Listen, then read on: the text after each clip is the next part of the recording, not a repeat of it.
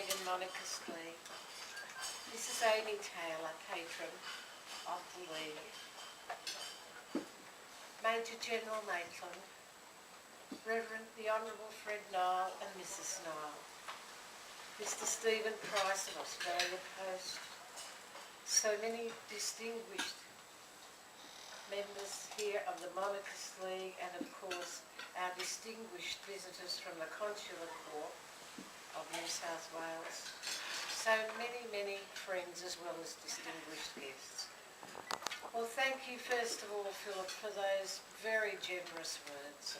And let me say that every day has been a source of inspiration as one walks amongst the people of this state and this nation, and I hope with all humility, attempting to represent them and hear them in the most sincere and functional way. Only this week I've had 2 visits to the country, and what I see is a renewed energy and buoyancy, and it's so wonderful that we have young representatives of the League from other states, and they in the meeting before we moved into the dining room were echoing those sentiments. Australia does seem to be going from strength to strength, and we need to look back and see what has driven the wonderful, harmonious society in which we are so proud to live.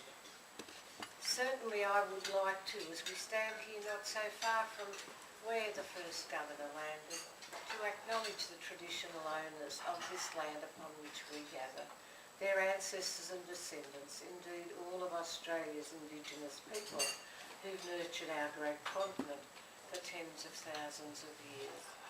And certainly our Queen is very sensitive to the role that they have played, and in fact their plight up to recent years, and takes enormous pride in the fact that now in recent years young Aboriginal people are beginning to attain their full potential and take their place in all levels of society. Well, certainly the impending marriage of His Royal Highness and Kate Middleton brings joys to us all, as well as to the royal family. And as we celebrate today the Queen's 85th birthday, we're thinking very much of that family and what in fact they have endured, like so many families, both the pain and the joys over the years.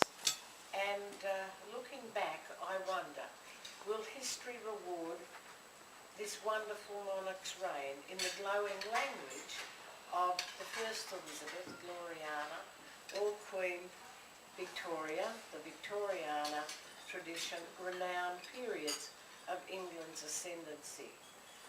I certainly hope that this will be so, and I know that all of you will agree with me. Given the tumultuous period of her time as Queen, a period of unprecedented rapid change, of confrontation with totalitarian regimes, of challenges to traditional structures, including our monarch's very own from time to time, challenges not merely from without, but sometimes from within, from the very heart of the Commonwealth itself. Rapid change, certainly, as well, has become the norm in the social and psychological bonds of community and family, and our monarch has been protected from none of those experiences, including deeply felt periods of immense loss and grief. Throughout it all, every day since it became apparent that she would become the future Queen, we have seen witness to her steadfastness, her devotion, indeed her love for the Commonwealth and her subjects. And we note each year in her Christian message, her Christmas message, how she reaches out to all sections of our society. She forgets none of them.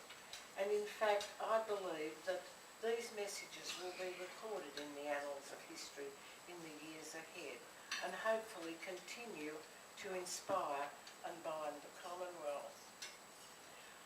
I want to tell you an anecdote about Her Majesty, which I can never forget, particularly in these recent times when we've seen so much civil unrest in North Africa. When I had the honour with my husband of paying a call on her in 2004 and, in inverted commas, reporting on the well-being of New South Wales and the people. She asked me where I was going next after the visit to London, and I told her we were going to visit the graves of our servicemen in France and Belgium, and then go on to Libya. And this is exactly what the Queen said. "Oh my goodness, my dear, are you sure everything's right down there?" She wasn't referring to me, but it was such a personal, wonderful touch of genuine care. So I reassured her that I would be going to the Children's Hospice and seeing what we in Australia could do, since that government and some of its people have said we want to come in from the cold and behave ourselves now. And since a number of Australian firms, including New South Wales companies, were about to embark on trade missions to Libya, I thought this may help, which in fact it did. After all, they had the 5th largest oil supplies in the world and a relatively small population. But arising from that trip and the caution of deploying, in fact, I did just meet with doctors and related officials from the Children's Hospital, as a result of which some of their paediatricians then came to Sydney and to Perth to reconnect with modern paediatrics.